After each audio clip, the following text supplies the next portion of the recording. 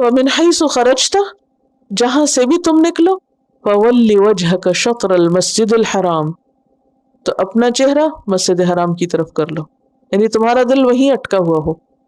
اور قبلہ سب سے زیادہ کس وقت یاد آتا ہے ہم کو؟ نماز میں. تو گویا وہ سمبل ہے کس کا؟ اللہ کی یاد کا. کچھ بھی کر رہے ہو، بھاگ دوڑ کر رہے ہو، لیکن کیا کرو؟ اینما تکونو، کہیں بھی تم ہو اللہ تم کو لے آئے گا.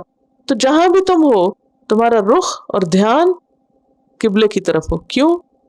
اللہ کی یاد کے لیے، نماز قائم کرنے کے لیے.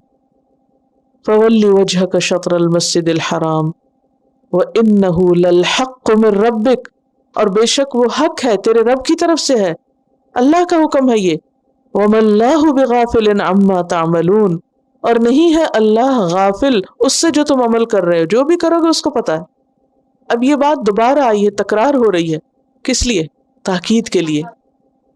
ومن حيث خرجت فول وجهك شطر المسجد الحرام وإنه للحق من ربك وما الله بغافل عما تعملون.